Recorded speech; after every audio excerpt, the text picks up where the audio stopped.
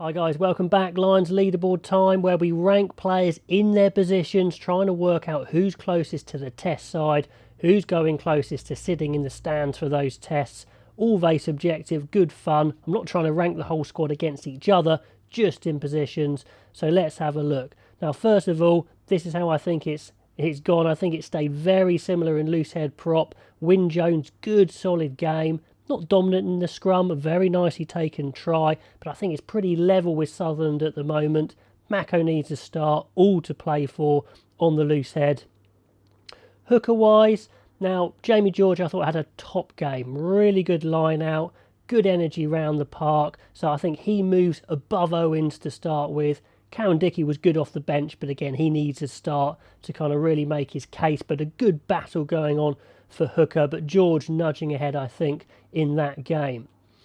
Tight head wise, well, some good touches from Sinclair. One silly no arms tackle, but generally very decent. It's, I say level with Furlong at the moment, but maybe Furlong, if you push me, might have the edge if you were to start one of them. But at the moment, it looks like those two in the test team for me. But of course, Xander Fagerson needs his start to make his statement. So let's see how that one goes. Into the second row now. Itoje, I thought, had an outstanding game in attack and defence, spoiling the line out, winning the line out. I think he moves above Henderson at the moment. Hill worked hard, but really not particularly inspiring game, apart from one exceptional steal at the end to feed Adams for his try. Obviously, we've yet to see Beard. Laws, a second good match for him. I know he's playing at 6, but he's just in that second row page at the moment. I might have to move him if they continue to play him at back row, but really impressive stuff from Laws. Good carries.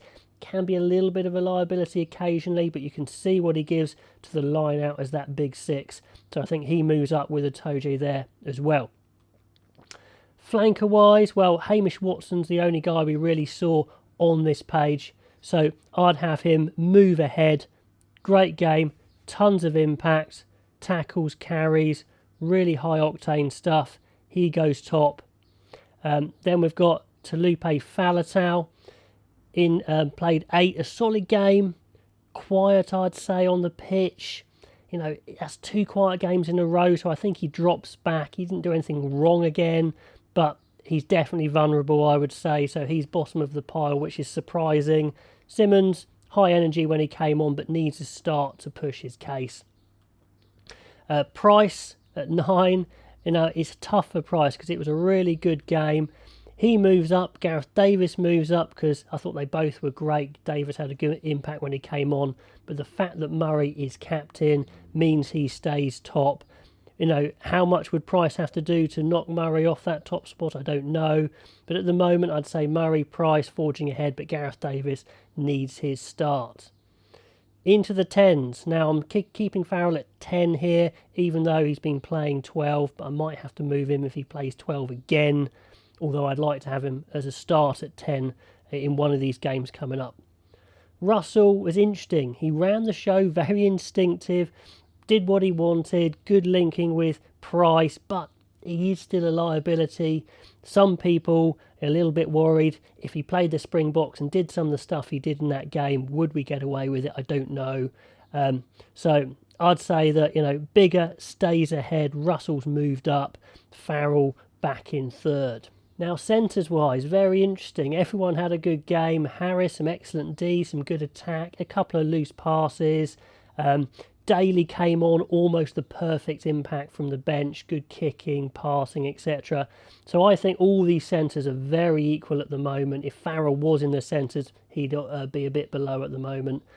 So that's an interesting battle. Now, I've moved the fullbacks, Hogg and Williams, out of this back 3 slot now because it looks like they're fighting it out for fullback. Adams scored 4 tries.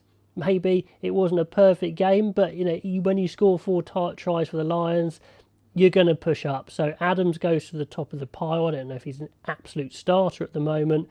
Louis Rees-Zammit, good game, good pace. Maybe a little bit quiet after that. But anyway, that's how I see it with Adams, Van der Merwe, Louis Rees-Zammit, and Watson needs a start. Fullback wise, Liam Williams had a good game against Japan, but Hogg I thought was excellent. Counter-attack, chase back in defence, good safe work under the high ball, so I think he creeps above Williams at the moment. So that's how I see it on the pecking order in these positions. What do you guys think?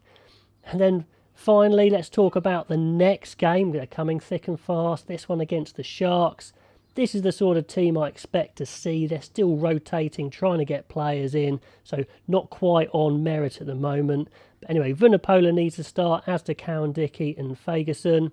Henderson, I think, comes into the side and captains from the start. Beard needs to play. At 6, ideally, I probably would have played Ty Byrne, but Navidi needs to play, as does Curry. So even though Navidi may well challenge for 7, I think he goes 6, Curry goes 7. You could have them the other way, to be fair. Sims deserves a start, as does Davis. Bigger, I think, comes back in at 10, even though I'd like to see Farrell get a game at 10. He's been involved in both games so far, so he probably drops out of the squad. Lewis Rees-Zammit is my only double-up player, starter from the last game. Now, in the centres, we could see Aki and Henshaw again, but I want to see Henshaw and Daly, as this is potentially their most attacking partnership. Then Watson having a start, Williams comes back on the at fullback, and then the bench, as you can see there. So that's how I see it. Everyone will have had a game, some good game time by this point, and then we start looking at injuries, who's fresh, but also combinations as we push closer and closer to the test series. So let me know what you think on all of that, guys, and I will catch you next time.